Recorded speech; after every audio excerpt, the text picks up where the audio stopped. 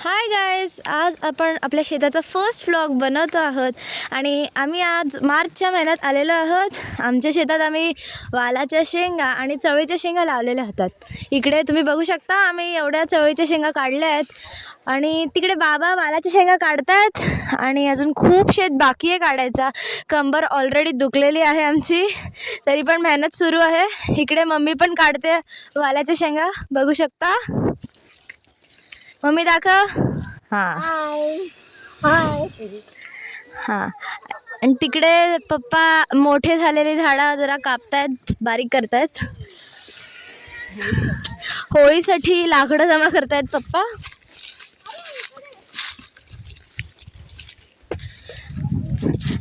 हा आहे अथर्व आणि त्रिलोकेश. हाय करा दोघांना. हार्ड वर्कर आहेत हे दोघं. खूप हार्ड वर्किंग करतायत दोघं. होळीसाठी लाकडं जमा करायला किती मेहनत घेत आहेत दोघं. सोड अथर्व लाकूड कापतोय छान. आणि ह्या तुम्ही कैऱ्या बघू शकता, तोतापुरी आंबे आहेत. हे आमच्या झाडाला लागले आहेत. बघा कसे वेगळाच मोठा आकार असतो तोतापुरी आंब्यांचा.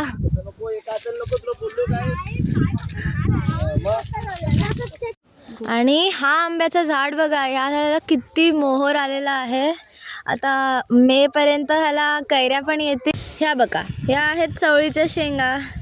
हिरव्या चवळीच्या शेंगा आहेत. मला उकडून खायला खूप आवडतात, छान लागतात. तर आता मी आली आहे माझ्या शेतातल्या सगळ्यात फेवरेट पार्टकडे, म्हणजेच काजू.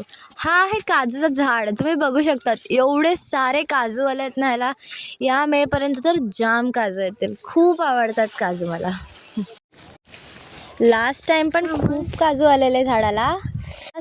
खूप सारे काजू आलेले झाडाला आणि ह्यावेळी देखील खूप सारे काजू आले आहेत. खायला खूपच मजा येणार आहे यावेळी पण. या झाडाचे काजू एवढे टेस्टी असतात ना, खूपच आवडतात मला. वाव, तो या झाड बघू शकतात, हा जांभळाचं झाड आहे. ह्याला पण फुलं आली आहेत. वाव यार, या झाडाची जांभळं एवढी मोठी मोठी असतात ना, खायला एकदम मज्जाच येते. एकदम गोड आणि मोठी मोठी, माझी फेवरेट आहेत. एकदम टेस्टी लागतात. एवढंच नाही, ओ वाव, ते बघा पपई. लास्ट टाइम जेव्हा मी आले तेव्हा खूप बारीक बारीक होते यार, आता खूपच मोठे झालेत. वाव, त्यातला एक तर येलो पण झालाय. वाव यार, आता आम्ही घरी जाताना काढून नेऊ. चिकू पण आता परत यायला लागलेत माहिती आहे झाडावर, आणि ते पण एवढे टेस्टी गोड लागतात ना, विचारूच नका. खूप टेस्टी असतात आणि एकदम मोठे मोठे. एवढे मोठे म्हणजे खायला एकदम मज्जाच येते. एकदम रसाळ, मोठे मोठे, जाडे जाडे. हा खाऊन तर अख्खा लाईफ सेट होते. आणि सगळं ऑर्गॅनिक असल्यामुळे ते अजून टेस्टी लागतं. तर आता आपण चाललो आहोत तेजपत्त्याकडे. आपण बघू शकतो केवढा मोठा झाला आहे यार तेजपत्त्याचं झाड. वाव.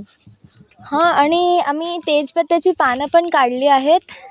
आम्ही तेजपत्ता विकतो पण. आमचा तेजपत्ता एकदम ऑर्गॅनिक 100% नॅचरल असतो.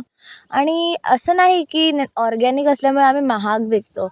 तर आम्ही नॉर्मल रेटपेक्षा पण आमचा लोच असतो रेट. सो कुठलेच प्रिझर्वेटिव्ह वगैरे वापरत नाही. डायरेक्ट नॅचरली झाडावरून काढतो, त्याला सुकवतो अँड देन आम्ही ते पॅक करून विकतो. तुम्हाला पण तेजपत्ता हवा असेल तर नक्की कमेंट्स करा.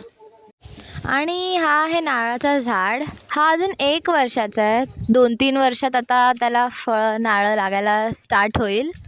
तुम्ही बघू शकता.